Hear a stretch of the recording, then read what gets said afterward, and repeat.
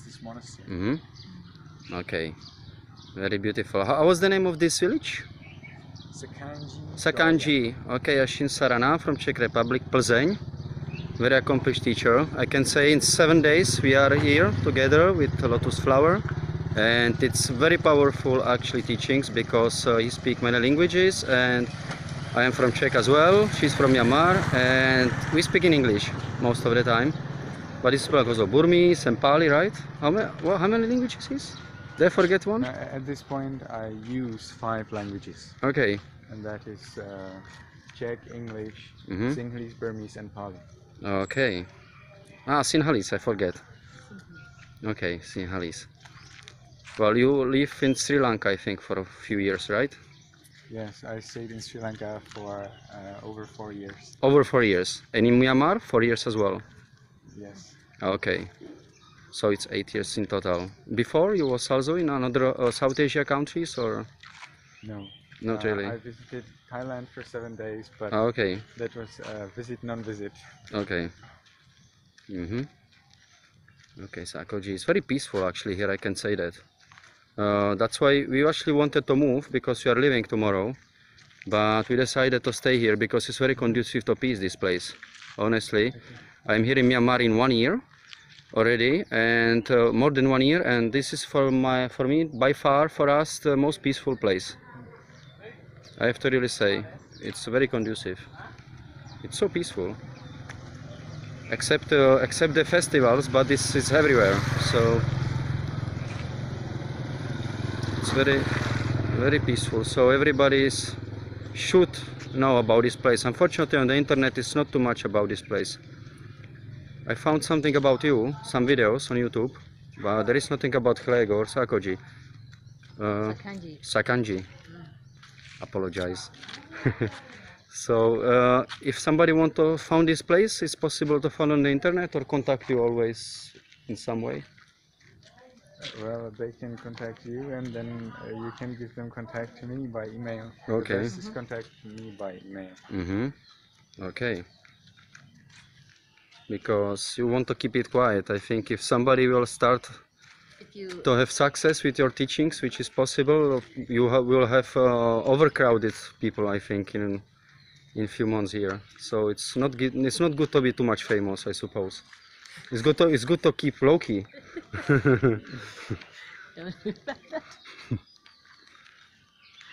Yeah, because this place is really nice. People are very generous.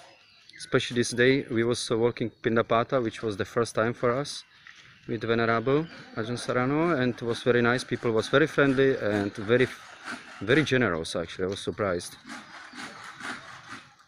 Really amazing.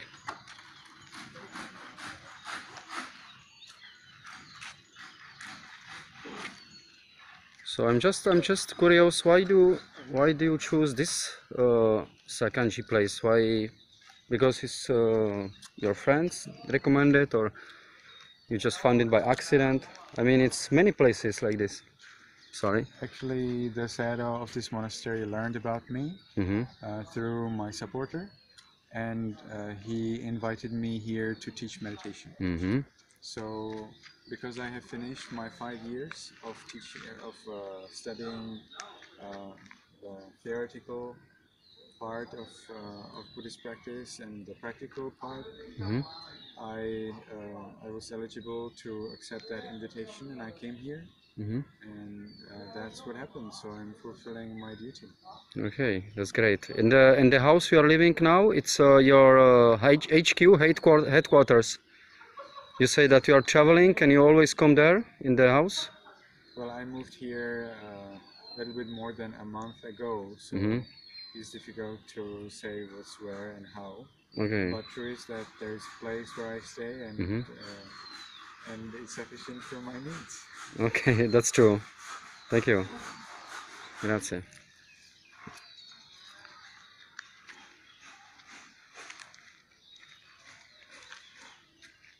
So this is a pagoda, part of the monastery. Okay, so big. It's the custom of Burmese to apply golden plates on the bricks Mm-hmm. So although it may look like it's whole made of gold, in fact it's just the plates, Mm-hmm. Steel plates made of gold, which are applied over the pagoda, and of course, like the columns and so on, they are just painted gold. Mm-hmm. So little by little, the color. It is called visually. Tidor. Tidor means Tidon? it's like an umbrella, yeah? Ah, okay. On the top. How it's called? Tidon? Tidor. Tido. Okay.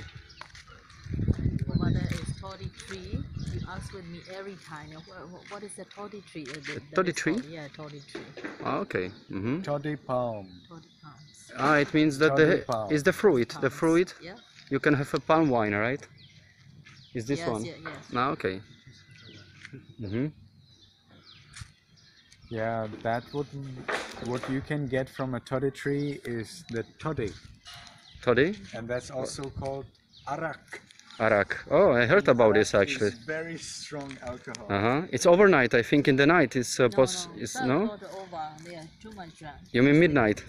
No, not midnight. It's 12. much stronger, than the easy alcohol you can buy in Czech supermarkets. It's Okay. much stronger than that. Mm-hmm. Okay. So everybody is welcome here for the coconuts. I cannot tell from my experience, though. I've never tasted it. Okay. But people say that. Morning time is non-liquid. Okay. And, In the evening, yes, afternoon time. afternoon time. 12 over. Too much drunk. Okay. Really strong alcohol power. Mm-hmm. It's very interesting because the time I'm here in Myanmar, I never see really drunk people. Yeah, I mean, that's I'm- just because they avoid you. Also because I'm in the monasteries most of the time. This is one of the options. But still, I was many times in the night times in Yangon and Mandalay, basically the two biggest cities. In the night times, I never see really drunk people like in our countries, like in Germany or Czech Republic. So now where we have come, this is the place where the children, where lay people, children of lay people are staying. Some are perhaps orphans that I cannot tell for sure, but Okay. I think most of them actually have parents. Mm-hmm. But they are of course from poor families. They cannot afford so much money for official education, so they take education here. It is still official, but it's not at a state school. It's a monastery school. So they learn here, they study here, and they stay here. Some of them actually live in that hut. Mm-hmm. You Okay. can see there's the hut, Oh, they're living here. and the people live there. There could be maybe 10 rooms or 15 rooms. So in the Pindapata in the morning, is the food you have, it's also for them? Of course. Okay, that's great. That's great. Big respect.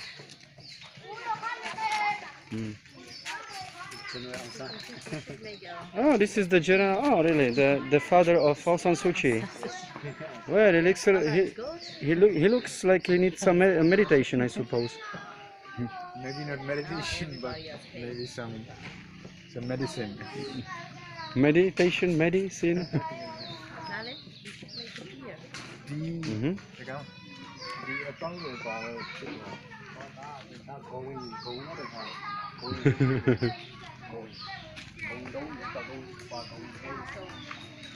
Yeah, it's very nice. Ah, don't worry, my friend. Yeah, the monks' role in this country, it's really amazing how they help. Most of them, they are really, really helpful. They help to build, they help to preserve the nature, because Theravada tradition, Buddhism tradition is Theravada, which is a forest tradition, and forest tradition, it's a lifestyle which is based on living near the trees. So everything is around the trees, because the trees, they can give you energy. If you meditate and you become sensitive, you can feel. The best meditation is under the tree. Buddha was practicing under the tree and died under the tree. He was living under the tree. So that's the reason the teachings are so powerful, because they are coming from the trees. Right?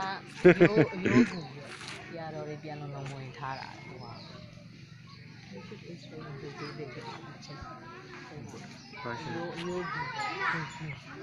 အရင်ဒီကျောင်းမှာပြန် ဟုတ် လာ လား သွားတဲ့လူမျိုးနီးဖြစ်ပြီးလို့ရှိရင်ဆရာတော်ရဲ့အယုတ်ကို အဲ့ဒီမှာအယိုးလိုက်ပါတယ်ပေါ့ So there တန်ဟိုမှာ in that little memorial that you can see in front of us, there are the relics, but not relics. The in memorial, the, I mean the white building, looks like a crypt actually. Yes, Okay. and it actually is a crypt.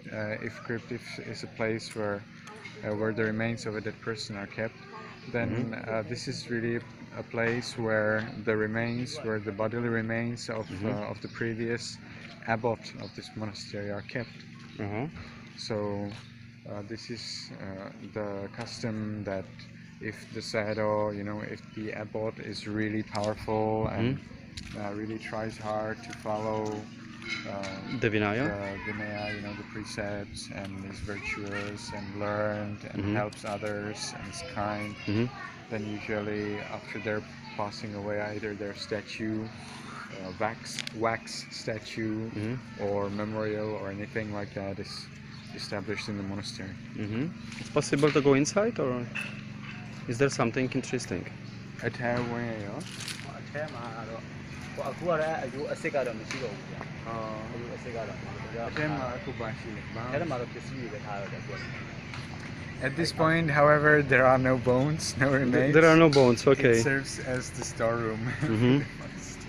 Understood. There is, I see, this is Buddha with the 5 disciples. Is this the story of Dhammacakkappavattana Sutta? Certainly, yes. Can we have a quick look on this Of course. for a quick explanation?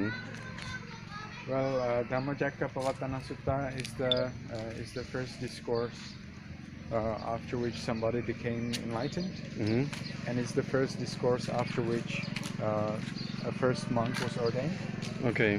and that's why it's called Dhammacakkappavattana Sutta, the discourse on turning the wheel of Dhamma. So now the Dhamma is rolling. These 5 people, they are who? These 5 monks, 5 monks. Okay. they are the first 5 monks of the Buddha. Okay. So it's history related. Very beautiful. I'm a little bit afraid, Mingalaba. I'm a little bit afraid that the battery is a little bit out, nearly. Okay, so There was a sign like battery low. you can Tak, a jsme v Myanmaru, v klášteře, v klášterní kuchyni Sayagoji, Sayadaw-ji. Teď už tomu rozumím. Sayadaw znamená učitel vlastně, že ano? Tak, teďko trošku po češtině. A little bit Czech. No, tak tady té klášterní kuchyň, tam se chodí ve 12 a v 6. A děti sem chodí z útulku, protože nemají kde, tak je tady ubytovávají a dávají mi stravu. A až Saranás jde, se o nich stará, co se týče stravy. Dneska jsme s ním byli poprvé na Pindapátě a bylo to pěkný, bylo to nádherný, lidi darovali a toto jídlo vychází právě od nich. Říká se tomu laskavost, štědrost, generosity, něco, co jsem ještě neviděl moc jako na západě a de facto to dávají kvůli tomu, že vědí, že to přináší harmonii a určitou soudržnost v society, ve společnosti. A skutečně to funguje. Ty Myanmarci jsou tak, jak bych to řekl, když potřebujete pomoc, tak vám pomůžou prostě, no. Jelikož jsem tady rok a půl, tak se mi stalo tolikrát, jsem potřeboval pomoc a nebyl problém. No, takže tady to je kuchyň. Můžeme asi pokračovat, že ano. Ctihodný.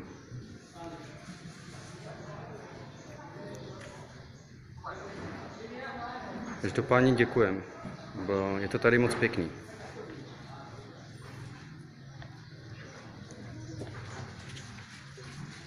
Tak, toto jsou děti, to můžeme zrovna natočit, protože teďka Zuzana na večeři.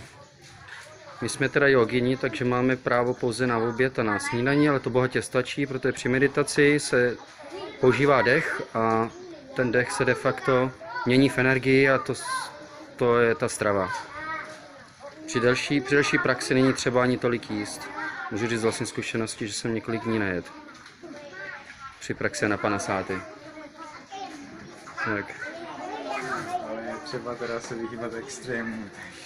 No ne, tak jako neměl jsem prostě hlad, tak jsem se, neříkám jako týden, 14 dní, ale ty 3 dny jako. A neměl jsem hlad. Skutečně to funguje, no. Natočíme se jedlo. Jdeme zase jedlo. OK. Jsem chtěl ty děti, až přijdou. Tak. Ztrácíme světlo dneska. Ztrácíme světlo, dobře. Děkuji. Gesù de Mareka mě. Oh, Mingalaba, Shimpia. Mingalaba kamia. Nigaula, kamde? Kamde? Chláde. Gesù. Pozdraví do Čech. Nebo z Čech, takhle. Naschle. Naschledanou. To je paní, která zde pracuje. Ty lidi zde bydlej a zároveň těm mnichům jakoby dávají určitou pomoc. Hello. Takže je to takový vzájemný. No, mniši zase na oplátku pomáhají právě třeba i tou pindapátou nebo pomocí meditace, jako tady ctihodný venerable Ashin Sarana dělá, že prostě pomáhá nejenom jako lidem zdejším, ale i nám jako cizincům, foreigners se k tomu říká, právě tou meditací, která odstraňuje veškeré mentální nečistoty, jako je strach, chtivost, závislost na všem možným, no a tak dále. Každý ví, jak lidi trpí na tom západě, takže ta meditace je opravdu taková medicína, no, proto se taky tomu říká meditace. Bhavana vlastně v páliském jazyku. Ta meditace je západní výmysl a není tak úplně přesnej, ale prostě každý se dokáže představit. Ale to jsou pozice, ale meditace dá v každé pozici, i za chůzi teďka de facto meditujeme. Zaměřujeme se na chůzi a ne na myšlenky. Tak, to bylo to, co jsme se tady učili první den, vlastně relaxovat při chůzi. A používat pozornost na správný bod, to znamená na hlavu, potom na nos, na pusu a tak dále, dolů až ke kotníkům a prostě zkrátka jsme skenovali to tělo a relaxovali, bylo to nádherné. Takže můžeme pokračovat.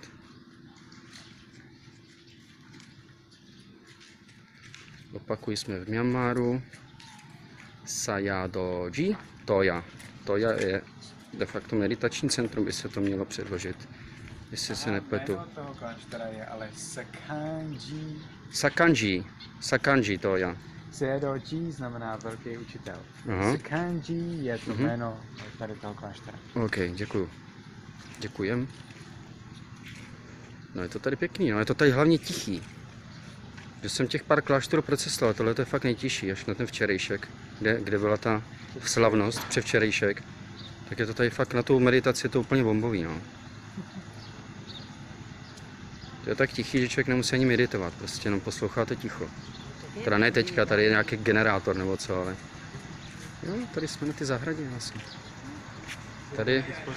Tady za... Můžeme se rovnou setkat se Sayadou. Můžu.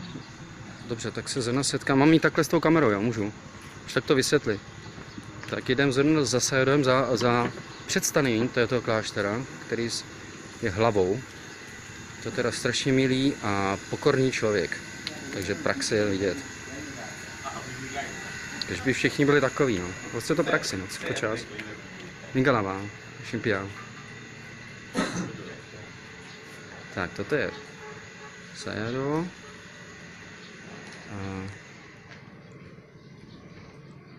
Strašně usměvavý člověk. Velice příjemný. A všichni ho máme rádi. This is the meditation hall. There is a monk. And here is the place where it's big, so it's for about, I don't know, 100 yogis, 200 yogis maybe. Pro 200 joginů je to velký, není to vidět odsaď, ale je to obrovský prostě, no. Takže když sem přijede malá vesnice z Čech, není problém. Může klidně může meditovat celá vesnice a dosáhnout díky Ašinovi Saranovi z Plzně, může dosáhnout výsledků, což přinese ty vesnici definitivně společnou harmonii a definitivně, řekl bych, větší klid a vyrovnanost u každého jedince. To by byla vesnička. Tak. A taková je tady. Právě díky panu Siddhartovi, řečený Buddha, který tenhle systém založil, nebo dá se tak říct, a funguje hlavně. No. A musí se to podle toho lidi řídit. Nejsou to slova, je to praxe. Když budeme mluvit o jabku 3 dny a potom ho neuchutnáte, nevíte, jak chutná. To je pak těžký. Spekulovat o jabku měsíc, rok, celý život. Tak. A zde se vlastně operuje. Tohle to má být walking meditation path, nebo není? Ne, to je akorát Nedostavěná silnice. Jinak tady teda se dá velice dobře chodit po tomhle, opravdu tam meditační chůze je tady dobrá. Není to walking path, ale dá se to. Tam a zpátky. Zde trénují každý den. Téměř. Vlastně denně. A to několikrát za den. Teď už je to 3krát, předtím to bylo jednou, teď už je to 3krát. Pomalinko se to navyšuje. Tak já teda představím ty budovy, kde je to. To naplně. V té nejzazší budově, tak a tam teďka v tomhle tenhle moment tam nikdo není, protože to není za tolik lidí, ale samozřejmě pokud by sem přišli meditující, tak by se to rozdělilo na komůrky a bylo by možné tam vejít. V té budově hned vedle, tak tady je jedna mniška a jedna babička a žijou tu evidentně docela spokojení. To bylo, jak předtím vlastně meditovali v té skupině. To jsou místní lidi, kteří zde žijou. Denně přicházejí na Dhamma Talk, to znamená, že dá se říct, co mají dělat. No, je to tady trošku temný, ale je to tady prostorný teda. Opravdu moc pěkný, no.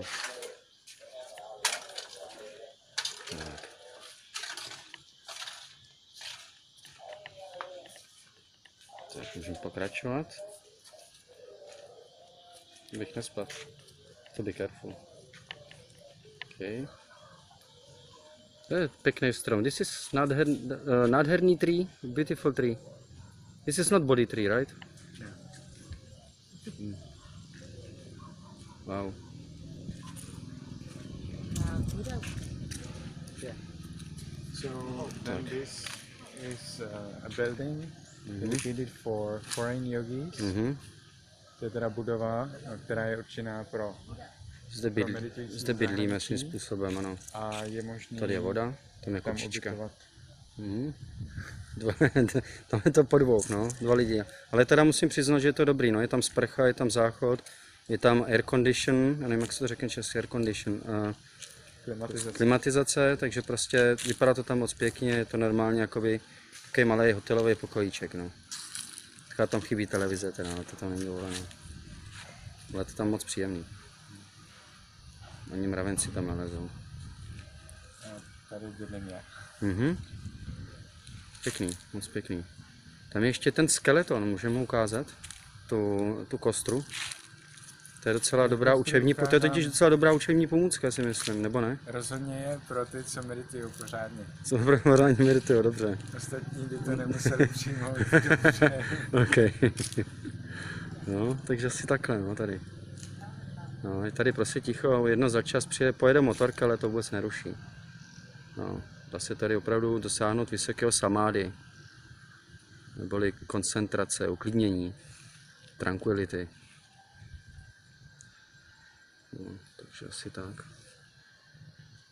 Tak dobrý, takže děkujem asi. Je už večer, se schyluje k večeru.